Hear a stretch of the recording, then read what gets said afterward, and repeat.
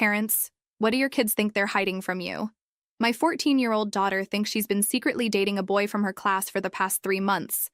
Every Thursday after school, she tells me she's studying at the library, but instead goes to the ice cream shop across the street to meet him. The first time I found out was completely by accident.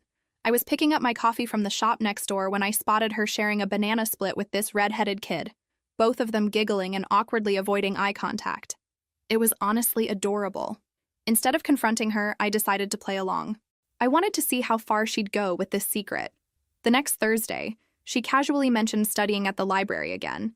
I watched her fix her hair 3 times before leaving and apply the lip gloss I didn't know she owned. That's when I started having fun with it. Every Thursday morning, I'd leave an extra $10 on the counter, pretending to forget my coffee money. She'd snatch it up when she thought I wasn't looking, probably thinking she'd hit the jackpot. I also started making comments about the ice cream shop just to watch her squirm. You know that place has the best banana splits in town, I'd say. During dinner, she'd nearly choke on her food while her younger brother would look at her weird. Once I even walked into the ice cream shop while they were there. The panic on her face was priceless. She ducked under the table so fast she knocked over their milkshake. The poor boy just sat there covered in vanilla shake, looking absolutely terrified. I pretended not to notice and ordered my ice cream to go. The best part was watching her try to explain why she smelled like vanilla when she got home. The library got new air fresheners, she said, completely straight-faced. I nodded seriously and said, must be expensive ones. They smell just like the ice cream shop's homemade vanilla. She started getting creative with her cover-ups. She'd bring old library books from her room to show me what she'd checked out. Once she even made a fake library card that looked like it was made with construction paper and clear tape. The funniest incident was when she came home with ice cream stains on her shirt. Without missing a beat, she launched into this elaborate story about how someone at the library had smuggled in a sundae and spilled it. You wouldn't believe how strict they are about food in there.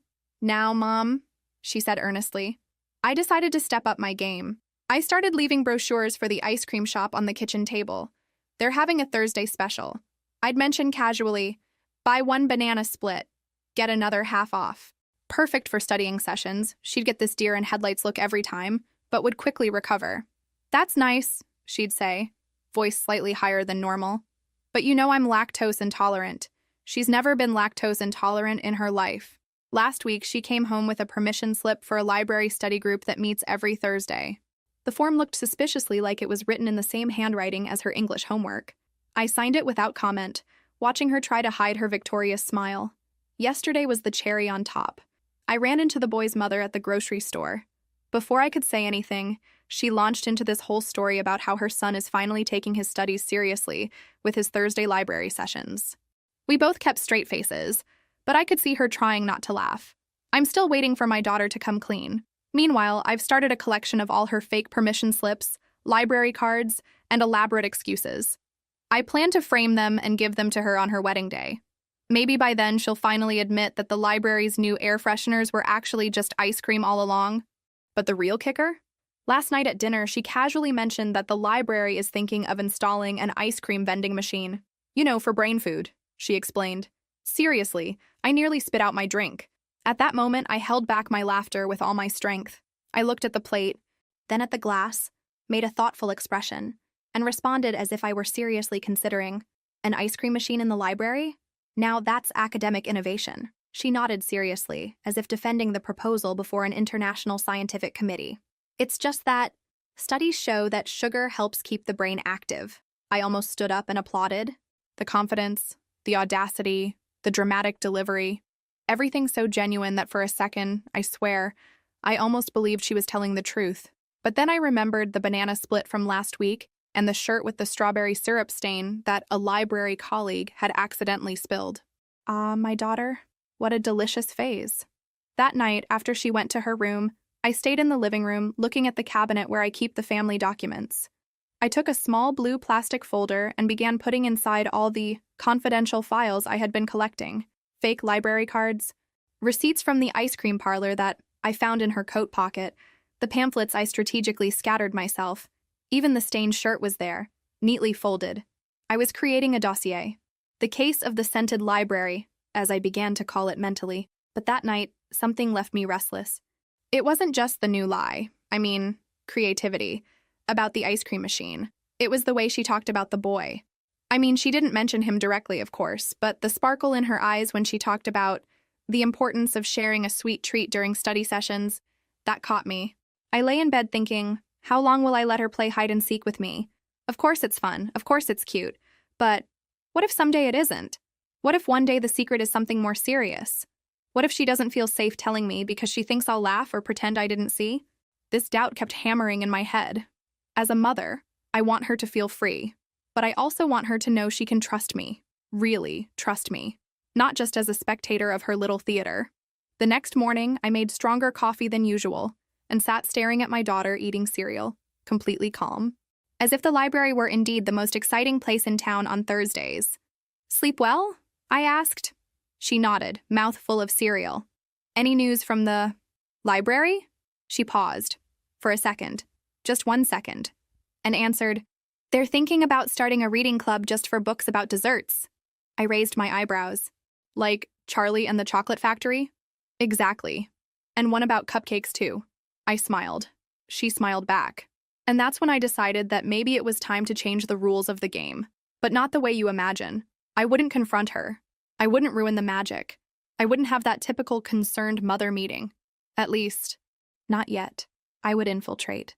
Next Thursday, I wouldn't just be the mother who pretends not to see. I would be part of the story. And that's exactly what I did. The idea started as a joke. But like all good mother jokes, it soon transformed into a CIA-level espionage operation. The following Thursday, I planned everything. I left work early, said I was going to the market, which technically was true, and wore basic, discreet clothes, something that wouldn't attract attention. Old jeans, a plain gray t-shirt, and a cap I took from my husband's closet. Hair tied back, oversized sunglasses. If anyone asked, I could easily say I was a distant cousin visiting the city. I parked far from the ice cream parlor, far enough not to raise suspicions, and waited. My heart was racing, as if I were a teenager plotting some mischief. It was kind of ridiculous, I know, but it was also exciting. And then at 4:17 p.m., there she was.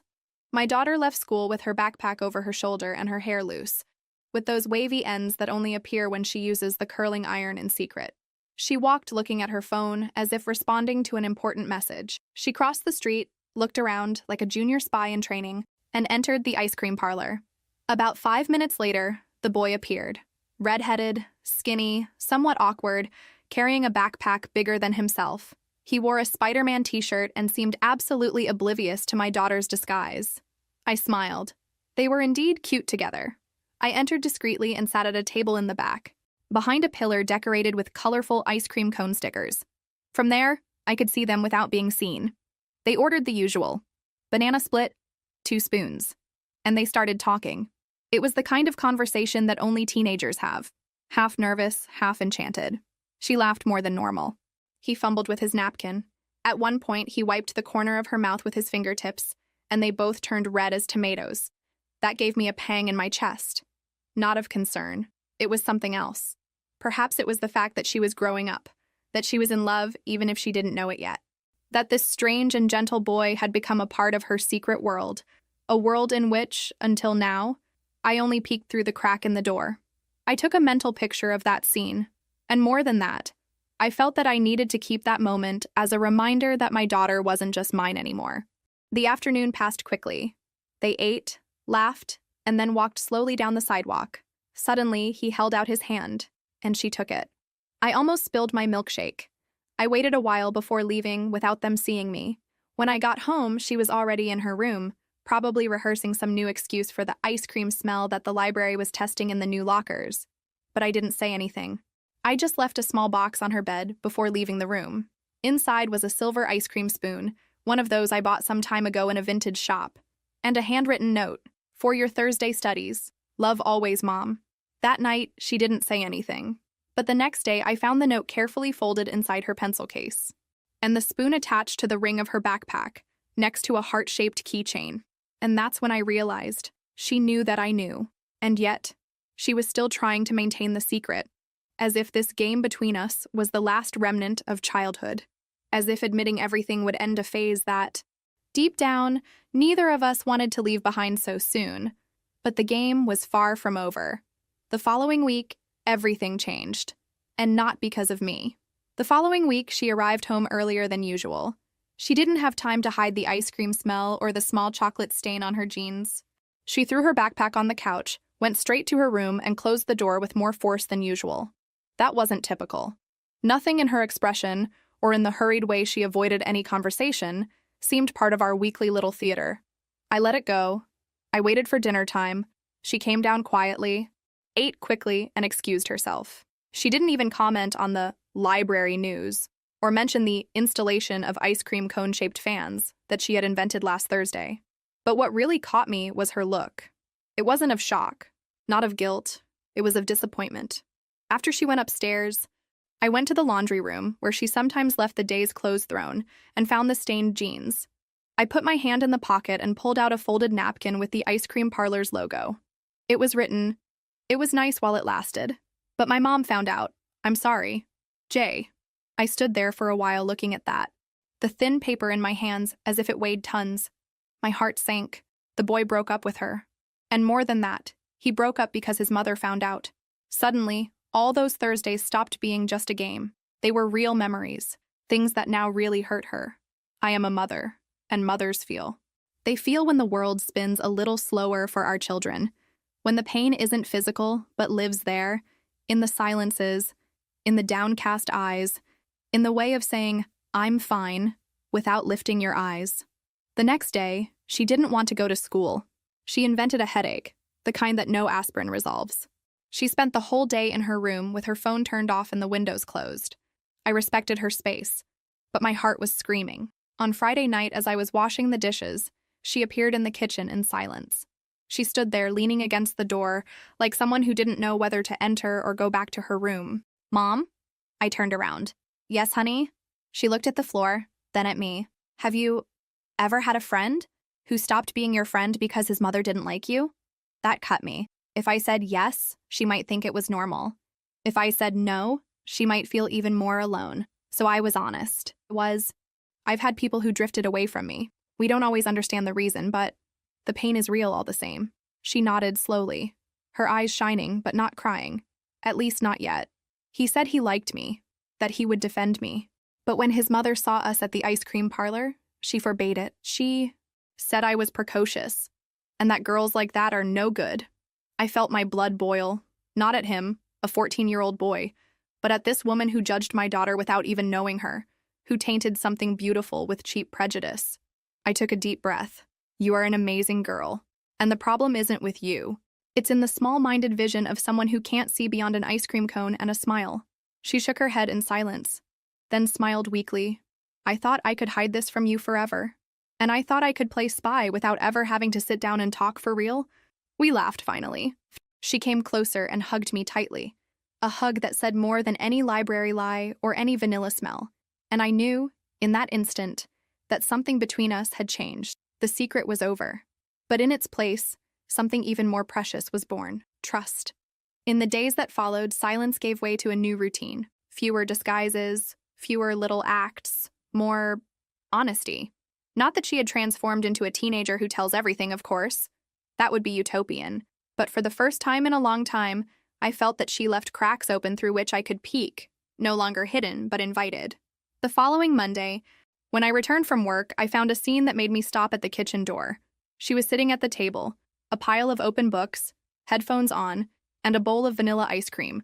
Without fear, without excuses, without lies. I stood watching for a moment.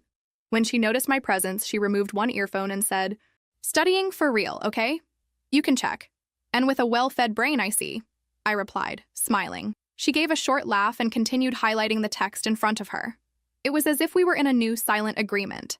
Now that the truth was on the table, there was no more need for dramatizations. Or at least, that's what I thought.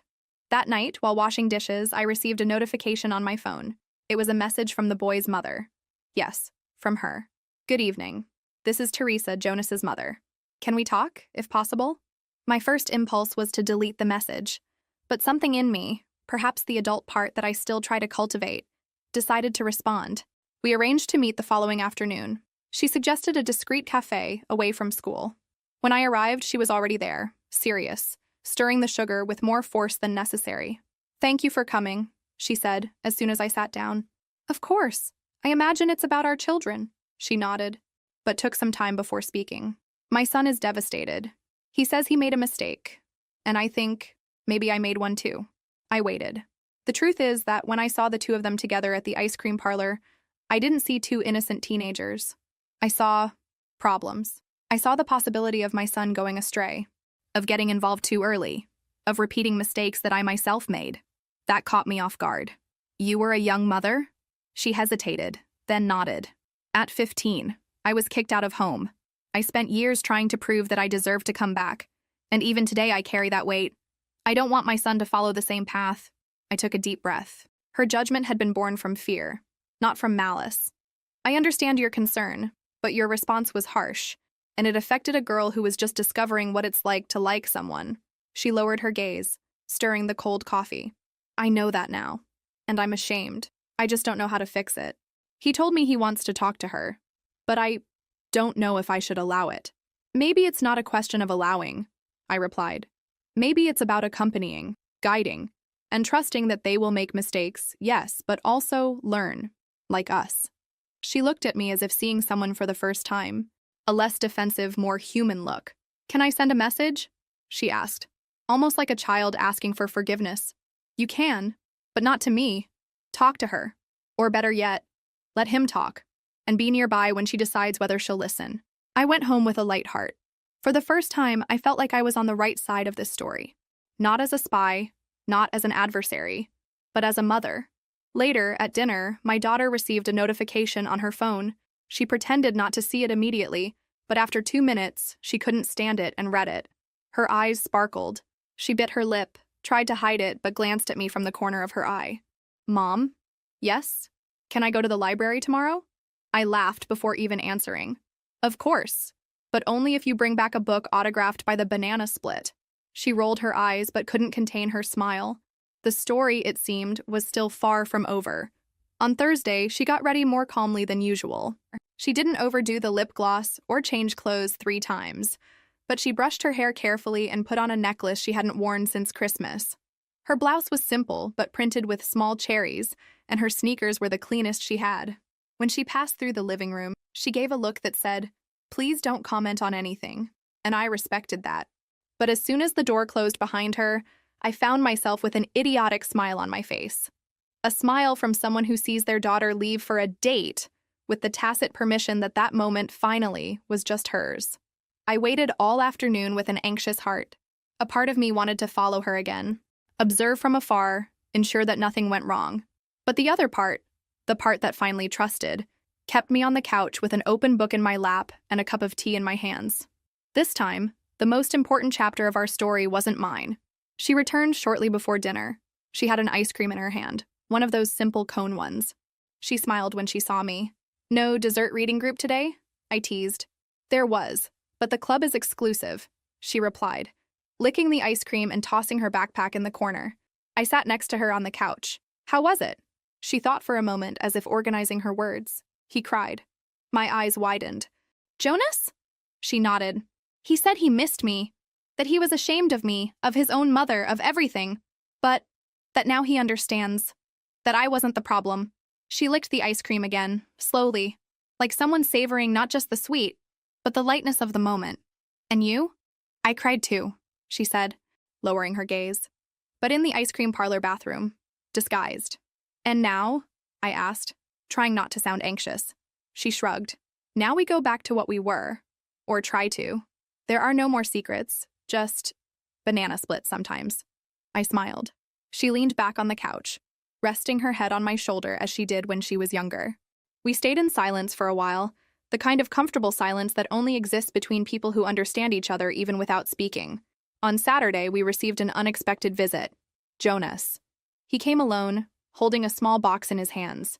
He trembled slightly, but maintained his posture. Good afternoon, he said, nervous. Good afternoon, Jonas. Daughter's name is in her room, but I'll call her. He hesitated. It's just that, before, I wanted to give you this. He held out the small box. It was a small bracelet, with charms of books and a tiny ice cream cone hanging from the clasp. I made it myself, he explained. I saw it in a video on the internet. I wanted her to know that that even if it's not a secret anymore, it's still special. My heart melted. It was pure, awkward, but honest. "Wait a moment," I replied. I went upstairs and knocked on her bedroom door. "Visitor?" I announced. "Who?" "A certain artisanal bracelet manufacturer." She jumped out of bed. Minutes later, the two of them were in the backyard, sitting in the hammock, talking. From a distance, I saw her hands touching the bracelet on her wrist, while he laughed at something she was saying. That late afternoon, I realized that it wasn't just about secrets and discoveries. It was about respect, about space, about allowing the other to grow even when everything in you screams to protect. It was about trusting in the bond that exists, even when it is tested by love stories, disappointments, and afternoons at the ice cream parlor. The bracelet shone under the setting sun. And in that shine, I saw the reflection of something that every mother fears and desires at the same time, the day when her child begins to live her own stories. And then, silently, I accepted that my daughter had just begun to write hers. The weeks passed like leaves carried by a late afternoon breeze. The heat of summer slowly gave way to the freshness of autumn, and with it came small changes that only mothers notice. The way she began to tie her hair back to study, the notes stuck on the mirror with motivational phrases, and the little bracelet of books and ice cream that she didn't take off even to sleep. Jonas came sometimes. Not as often as before, which was understandable. Sometimes he just sent messages, other times he called, and on rare occasions he appeared with a paper-folded flower or a handmade bookmark. They didn't go back to being a couple. But there was affection there, a kind of tenderness that survived disappointment and matured slowly, unhurriedly. She never said it in so many words, but you could see that that boy left a bigger impact than a simple school crush. It was on one of those Tuesday nights while we were folding clothes together on the couch that she suddenly stopped and said, "Mom, do you think I am like his mother said?" Time froze for an instant. "What do you mean?" She hesitated, then continued, "That I was precocious, inappropriate, that I'm not trustworthy for a serious boy." I took a deep breath, lowering the pile of socks in my hands. "I think you're a 14-year-old girl trying to understand the world with the tools you have. I think you're curious, intense, funny, kind, and that you have a huge heart, even if you're still learning to protect it." She was quiet. "But what if others only see what they think I am? Then you show who you are, with your actions, with your way, with your truth. And if they still don't see, the problem will never be." She nodded, thoughtful. And for the first time since the end of the scented library theater, I saw sincere tears silently flowing. I pulled her into a hug. "You're not alone, daughter. Even when you want to hide things from me, even when you think I won't understand, I'll be here, always here." She didn't say anything, but squeezed my arms tightly. That night marked something subtle, a watershed. The library girl gave way to a young woman who now saw more deeply into words, gestures, intentions. And even if she didn't have answers to everything yet, she was willing to ask the right questions. The following Saturday, I left a gift box on her bed without a note. When she opened it, she found inside a miniature bookshelf, handmade, and in the middle of it, a small resin ice cream cone. It was just an ornament, but it symbolized so much. She looked at me confused. "What's it for?" "It's just to remember that the best stories don't always happen in the library." She smiled. A smile full of meaning, the kind that we keep for life. That same day, she started writing in her notebook. I don't know if it was a diary, a letter, a story, but I saw the title on the cover, Vanilla Thursdays. I never asked what she wrote there. Some stories we don't need to read to understand. Today, she's grown up. She goes to the ice cream parlor when she wants, without making excuses. She goes out with friends, actually studies in the library, and sometimes just goes to talk. She still keeps the little bracelet in her jewelry box and... The past few days, I had been tagging along with a matchmaking group. My intention? To enjoy the free food and drinks at the events while blending into the lively atmosphere. Honestly, I wasn't there to find love, but rather to amuse myself by observing the dating habits of modern bachelors and bachelorettes. The group wasn't just young singles. Among the members were a handful of elderly women eagerly seeking matches for their children. One day, one of these women dropped a bombshell that sent the group into a frenzy. She casually announced, "I own 53 rental properties, 3 mansions, and 5 adorable cats. All of this, along with additional assets, will be inherited by my only son. On top of that, I'm willing to provide my future daughter-in-law with a monthly allowance of $50,000. The chat erupted with messages from women of all backgrounds vying for her attention. Questions flooded in, asking if her claims were true. With confidence, she confirmed her statement. But then she added, "There's just one condition. My son is in a vegetative state. I hope his future wife won't mind." A heavy silence fell over the group, but I couldn't help chuckling. To me, this sounded like a golden opportunity wrapped in a velvet bow. I had already decided long ago that marriage wasn't part of my plans. Why tie myself down? Life was better lived on my own terms. But if marrying a man in a vegetative state meant financial freedom, that didn't sound too bad. Clara Foster, had one great love in life: money. Without hesitation, I sent a message in the group chat. Why would I mind? Your son is clearly my destined sleeping prince. The group exploded in laughter and applause. Messages poured in, calling me bold, funny, and even shameless. I didn't care. To me, it was all worth it. Moments later, the woman messaged me privately. "Are you serious? Do you actually want to marry my son, or are you just joking?" "Of course I'm serious." "Why?" "For the money," I replied bluntly. There was no point in sugarcoating it. I was in it for the fortune. She went silent, and I assumed I had blown my chance. But to my surprise, I received a transfer notification. She had sent me $500 as a travel allowance and invited me to visit her at Mansion 9 in Blue Wave Bay, located in Golden Meadows. She promised a warm welcome. Golden Meadows was the most exclusive neighborhood in the city, with mansions averaging over $1 million. This woman wasn't just rich, she was obscenely wealthy. Grinning, I shamelessly accepted the money and set off immediately. When I arrived at Mansion 9, I was greeted by an atmosphere of luxury and elegance. The mansion's exterior was stunning, with meticulously maintained gardens and an air of nobility that made me feel slightly out of place. After straightening my hair and smoothing my clothes, I rang the doorbell. A glamorous woman in her 40s opened the door, her radiant smile lighting up the entrance. She exuded sophistication, appearing no older than her early 30s. Her flawless skin and impeccable fashion sense made me feel like I was meeting a celebrity. "Hello, my name is Clara Foster," I introduced myself, extending a hand.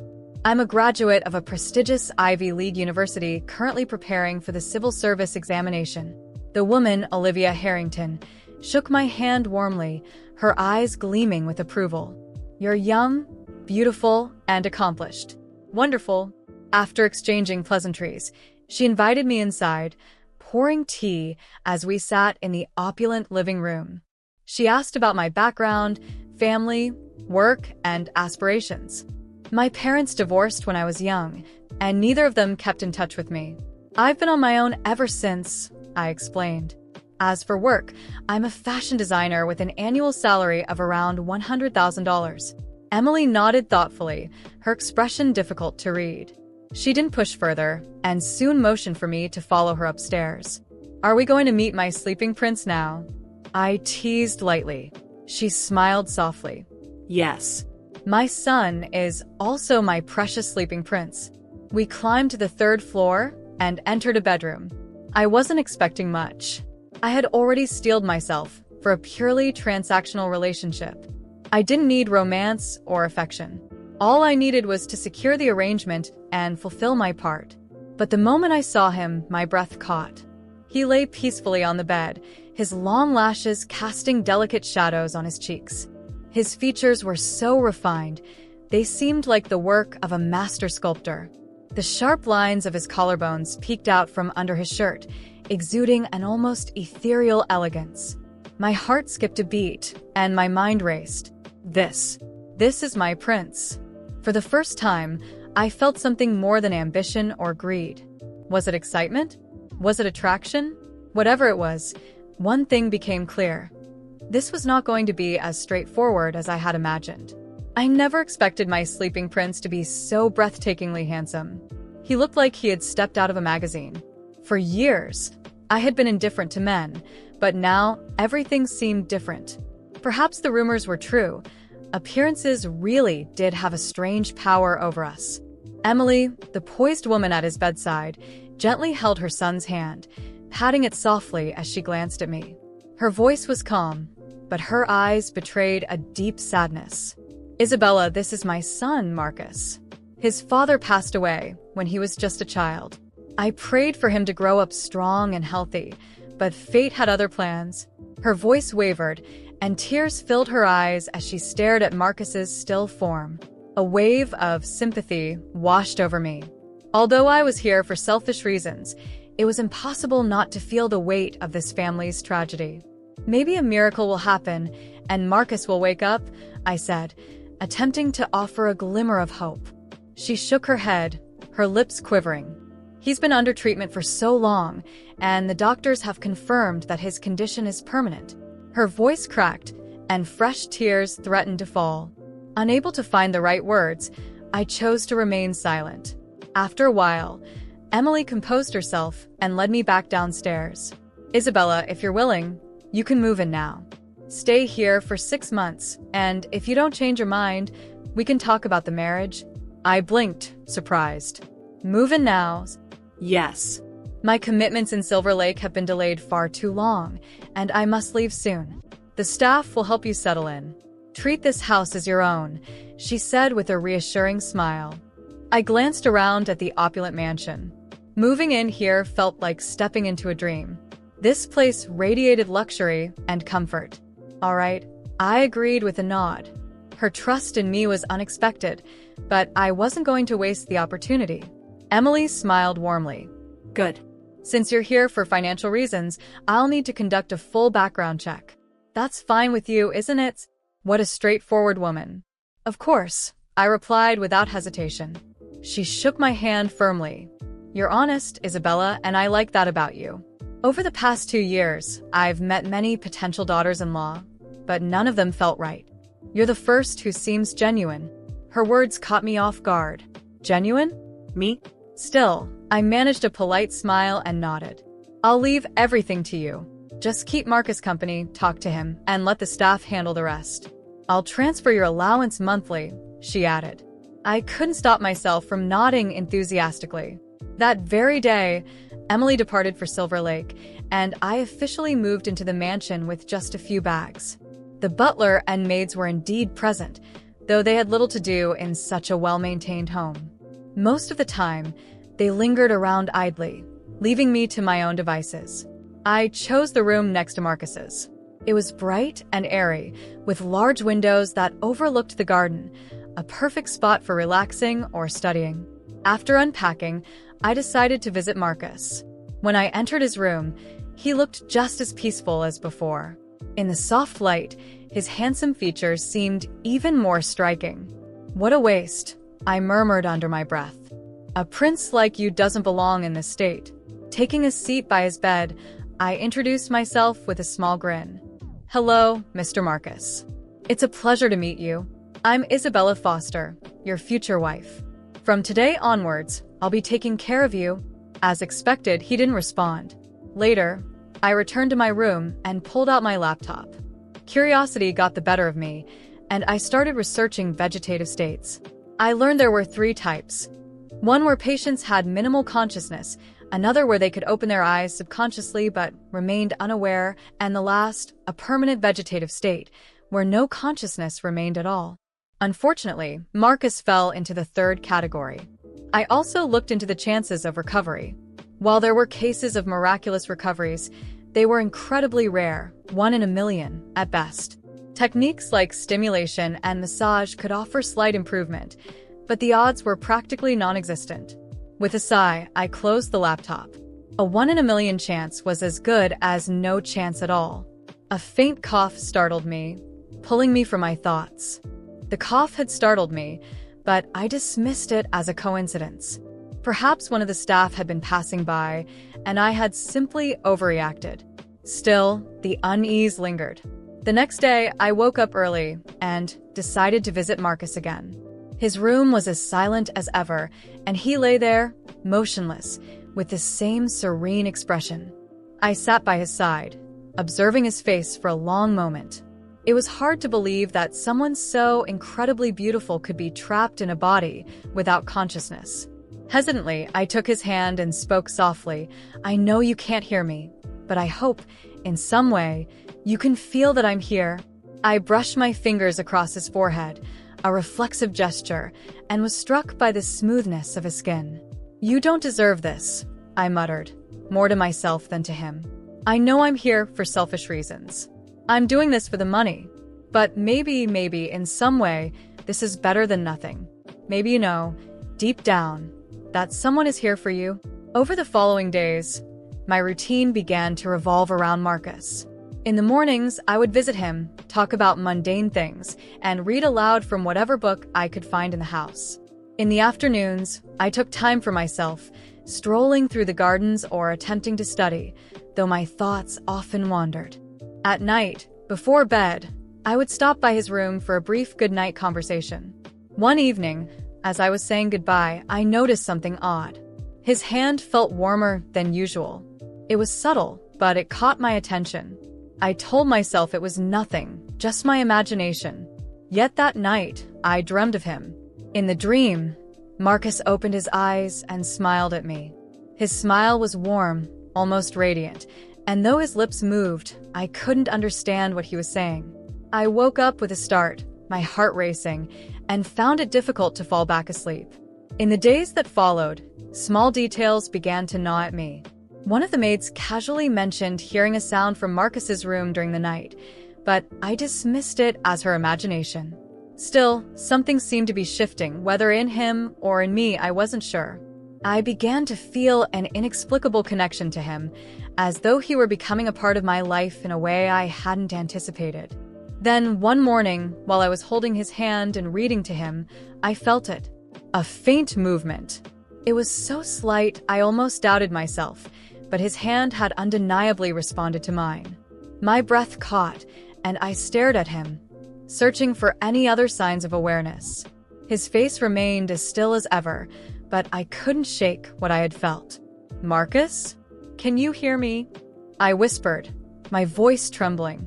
Of course, there was no answer, but my heart pounded in my chest. I reported what I had experienced to the family doctor, who came to examine him. The diagnosis remained the same, a permanent vegetative state. However, the doctor encouraged me to continue interacting with him. "There's no harm in providing stimulation. Even if the chances of recovery are slim, engagement is beneficial," he said in a clinical tone. I left the conversation frustrated, but more determined than ever. If something was changing, I needed to understand it. One evening, while walking through the garden and reflecting on my life and the choices that had brought me here, I heard a sound from Marcus's room. This time, it wasn't a cough, but something resembling a soft groan. I rushed upstairs, my heart racing. When I entered, he was as I had left him, still and peaceful. Yet, the atmosphere in the room felt heavier, almost charged. That's when I noticed the balcony door was open and the curtains were billowing in the breeze. I closed the door but couldn't shake the feeling that something was happening. I began to notice changes in the behavior of the house staff as well. The butler, usually calm and composed, seemed tense. The maids whispered to one another, abruptly stopping when I approached. I asked them directly if something was wrong, but they insisted everything was fine. One night, I woke up with a strange feeling and decided to check on Marcus. When I entered his room, I nearly stumbled. Something was off. The bed looked slightly different, as though someone had adjusted it. A faint scent lingered in the air, like perfume, though I hadn't worn any that day. My pulse quickened as I scanned the room for an explanation.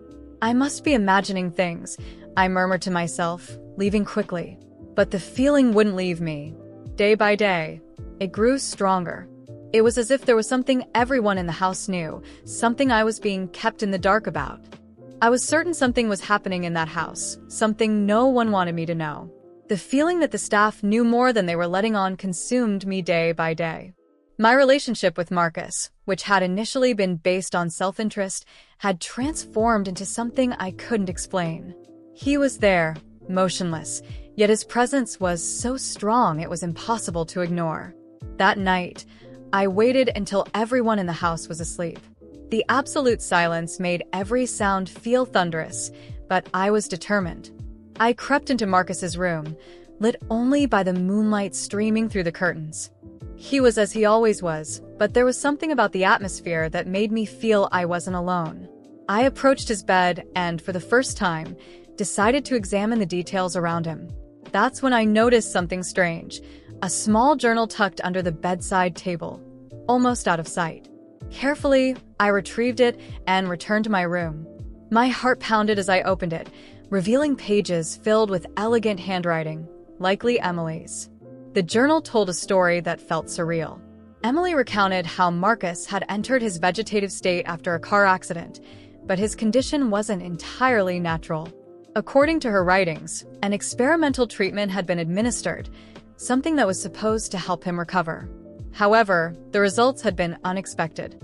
She mentioned strange occurrences, sporadic movements, sounds he supposedly couldn't make, and even the impression that Marcus was conscious, but unable to communicate. The final entries were chilling. Marcus is trapped between two worlds. It's not just his body that's still, his mind is fighting. He's not completely here, but he hasn't left either. The doctors don't believe me, but I know he's trying to come back. I closed the journal, my mind racing. I needed answers. I returned to Marcus's room, a mix of fear and determination driving me. Sitting beside him, I took his hand and spoke softly. "Marcus, if you're here, if you can hear me, give me a sign." Nothing happened. The room remained silent except for the sound of my rapid heartbeat. But then, suddenly, I felt a faint squeeze on my hand. It was so quick I almost doubted it, but the certainty struck me like lightning. He was trying to communicate. In the days that followed, I watched Marcus more closely. I spoke to him more often, encouraging him to respond. Small signs began to emerge, a slight twitch of a finger, the faintest sound of a sigh. I knew something was changing. The staff began to notice my persistence and grew more reserved, as though they feared I was uncovering something they wanted to remain hidden. Then Emily returned to the mansion unexpectedly. She seemed surprised to see me so involved with Marcus. I confronted her, holding the journal in my hand, and asked directly, "What really happened to him? Why are you hiding this?" Emily hesitated, but finally broke down. "You wouldn't understand. I did everything for him. I tried to save my son from a worse fate, but now I don't know if I made the right choice." She confessed that the experimental treatment had been risky and that doctors had warned it could leave Marcus trapped between life and death. Even so, she had accepted the risk, as the alternative was to let him go. Her admission shook me, but it also steeled my resolve. "If there's any part of Marcus still here, I'm going to bring him back," I promised. In the months that followed, I poured all my energy into helping Marcus recover. I read to him, played music, and encouraged Emily to hire specialists to evaluate new therapies. It was a slow, frustrating process full of moments of doubt, but gradually the signs of progress became undeniable. One day, as I held his hand and spoke about the garden, he squeezed my hand again, this time with enough strength to leave no doubt. Tears streamed down my face as I whispered, "You're coming back, Marcus." "I know you are." The progress was gradual but undeniable. After months of effort, Marcus opened his eyes for the first time. The moment was brief, but it was filled with meaning. His gaze met mine, and for a second, it felt as though everything around us had stopped. He tried to speak, but only a raspy sound came out. Even so, it was enough to fill me with hope.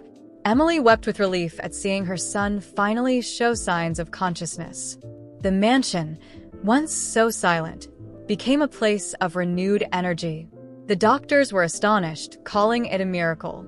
But I knew it wasn't just luck. It was Marcus's fight and the connection we had somehow built. In the end, I realized my initial motivation for being there had disappeared. The money no longer mattered. I was there for Marcus, for the person he was, and the life he still had ahead of him. As he continued to fight, I promised to stay by his side, not because I had to, but because I wanted to. What had begun as a cold agreement had turned into something real. Marcus was coming back, and I knew that together, we could face anything.